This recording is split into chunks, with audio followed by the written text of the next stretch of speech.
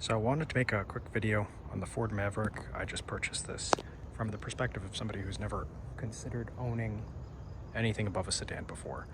So this is something I just picked up this week. I did a lot of research on it. I did test drives, sold my previous Mazda 6, and went and purchased this. So first thing, it is larger than a sedan, obviously. We also have a Lexus ES in our household, and this is about 3 to 4 inches longer, so it's not a small vehicle by any means, but it still manages to fit within the realm of you can park it and easily drive it around.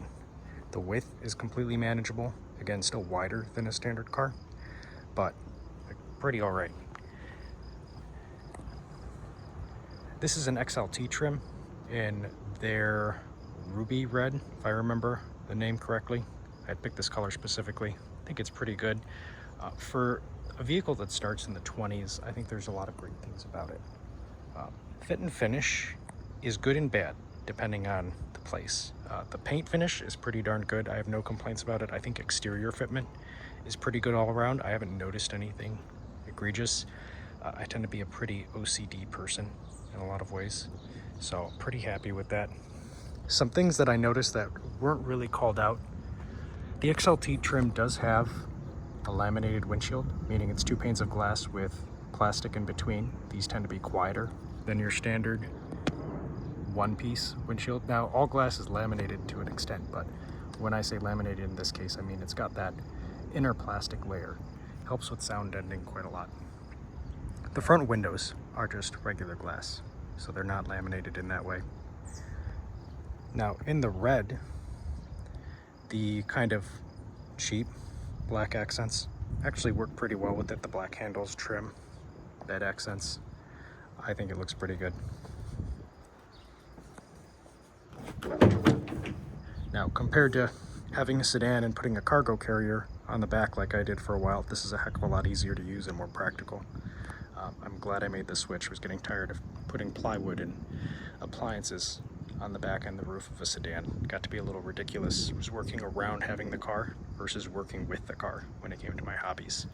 So, considering an upcoming move as well that we might be making, it this was going to be paying some dividends there. You know, and the car is really filled with a bunch of useful day-to-day things that make life just a little bit easier. And I say this as never having owned a domestic vehicle. So we've always owned German and Japanese cars. That goes for myself and my family. We had one Lincoln in my family that I had to spend a little time in. I did like it, but really didn't get that day-to-day use. The capless fuel filler is pretty nice and convenient. You know, and that kind of extends to some other things. It has the touch to enter on the door handles. And what I've noticed in this versus any other car I've ever owned is that even when the car is running, you know, on, engines on, everything, you can get out of the car, you can lock the doors, you can walk away, the engine will continue running, and then you can come back to the car and unlock it, right? And this is not something I've been able to do in any other car I've owned, from Subarus to Toyota products to Mazda to Mercedes. I thought that was pretty interesting. It's a small detail, but it is really nice, because on a hot day you want to leave the car running when you're running in to get go to the ATM, for example. And you don't have to kind of, what I would do in the past is I'd get out the mechanical key, I'd lock the doors manually, leave the car running, come back, use the mechanical key to unlock them. It's nice to not have to do that. It's a small detail. I don't understand why nobody else does. You can see again, paint finish looks pretty good. Moving on to the inside. Now, I'm sure, you know, if you're looking at this, you might have seen a bunch of videos saying how spacious it is, and it is.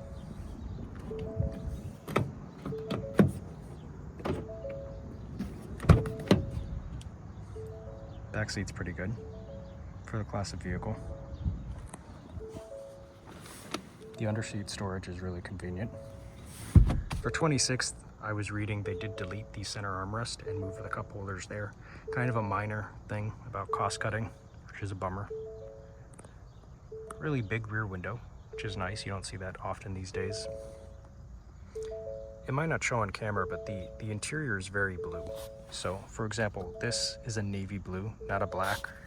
The contrast is easier to see versus the black piece on the handle there and the navy blue there, but the cameras like to try and balance things out and make it look more charcoal than it is. In person, it's really quite obvious.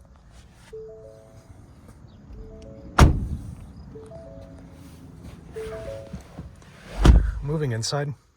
So this is where some of the fit and finish issues come up. Now, none of them are really egregious, you know, and again, not having owned a domestic vehicle or a Ford product myself, I didn't really know what to expect. You know, you always kind of hear the jokes and everything, so I had my standards set pretty low. You know, you could tell it's a cheaper vehicle, right? Some of the plastics molding, there are some very fine pieces left there that you can kind of take off with a fingernail. You could tell they didn't spend a lot of time checking the plastics before sending off to be assembled. Bottom of the door lock here is a little on the sharp side, right? And having spent a little time in the Lincoln we had in the family, I know that they do take a little more time in that vehicle. Yeah, basically none of these issues were present there. So it's probably a pretty deliberate choice to get these out of the factory more quickly, which I can understand. They're selling pretty quick. They're all pretty minor, and the important things like the way the pillars meet against the ceiling there. In older Ford products, I remember looking at some Lincolns in the early 2010s. That was a pretty big issue, right? I would always see pillars not really meeting properly, weather stripping, looking kind of like crap, and I just don't see any of that here. So I'd say the core things, they're put together pretty well. And I'd say build and design quality is overall pretty good, right? The doors are pretty sturdy. There's no creaking in the handles at all, which I'm not used to. I mean, basically everything outside of my 25-year-old Mercedes, the door handles have always been on the creaky side, which I found annoying. Let me start the car so it stops chiming.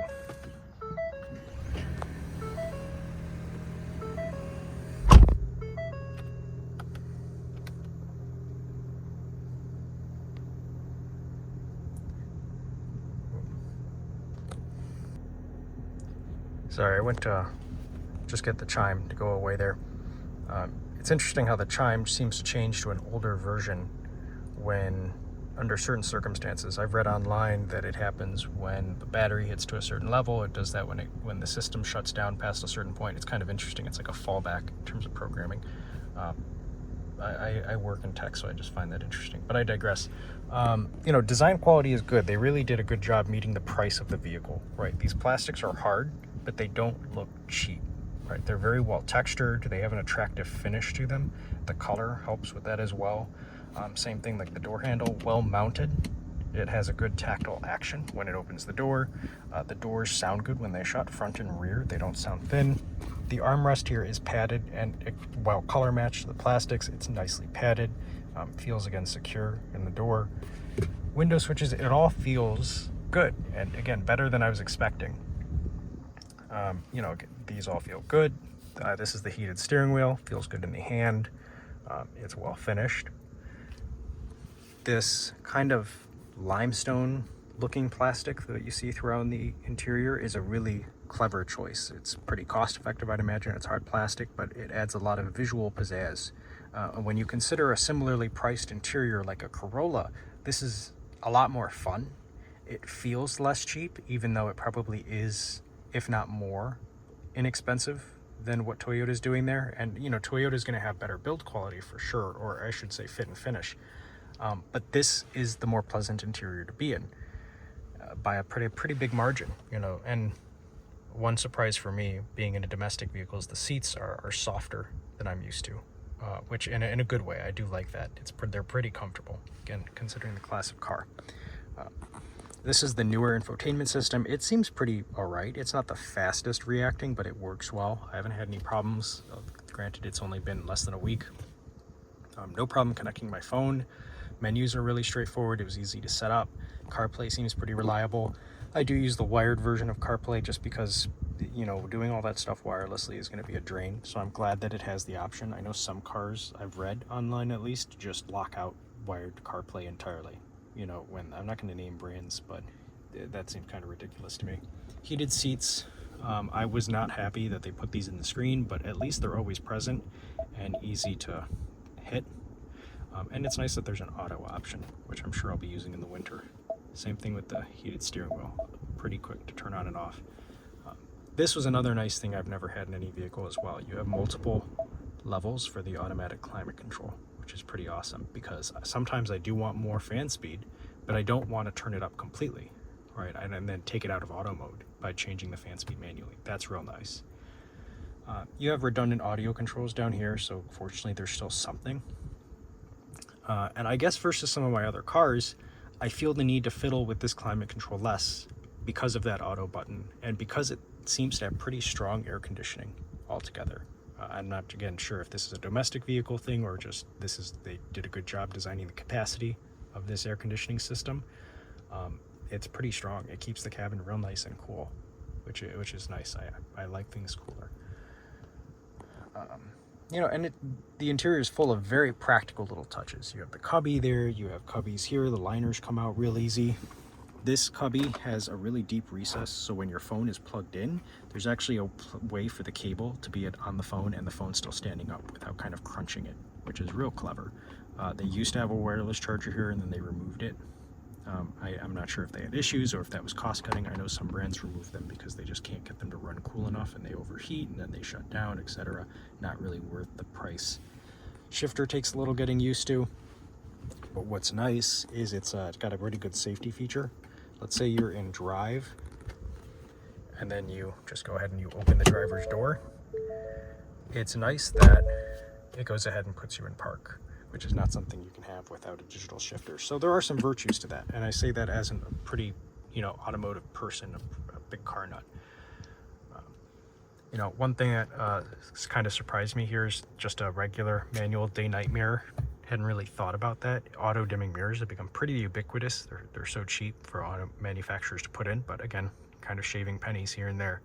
I might try and put one in. I'm sure there's 12-volt power up there, and probably it's pre-wired for it. Just because then you get the garage door opener built in here. Everything is LED for the lighting, including that little light there. It's a pretty nice interior to spend time in when you consider the price. And as somebody who's never owned anything larger than a sedan, it drove much better than I'm expecting as well. The ride is remarkably well mannered. On the firm side, but the massive tires on these 17-inch wheels really take the edge off of just about everything. It's nice to not be concerned about that at all. You're never concerned about potholes doing damage. It's really well tuned. The highway ride is very composed.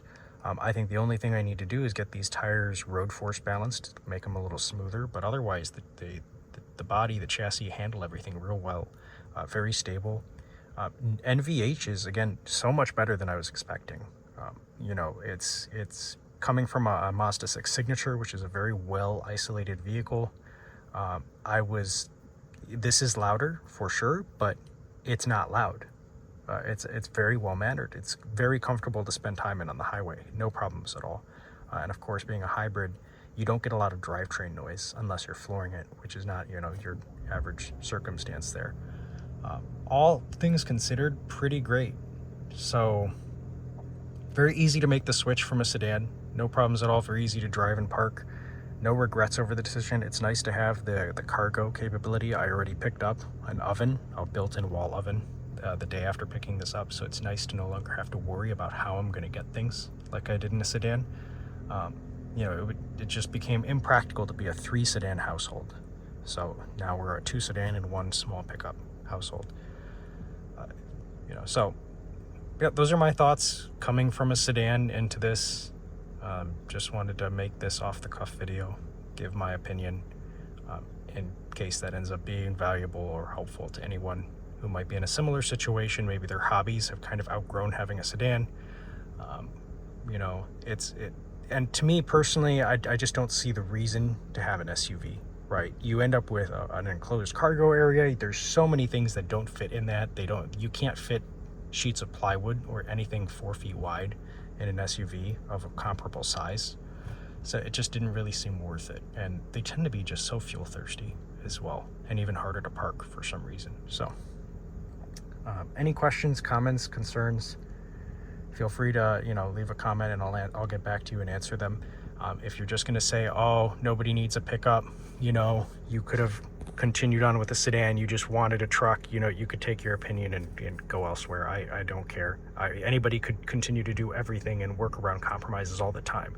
It's whether or not you want to work around compromises, or if you want to just make your life a little bit easier. Being in the suburbs, this is a perfectly comparably small vehicle compared to what most people drive, right? So I'm not here driving a V8 Tahoe. It's a hybrid little pickup.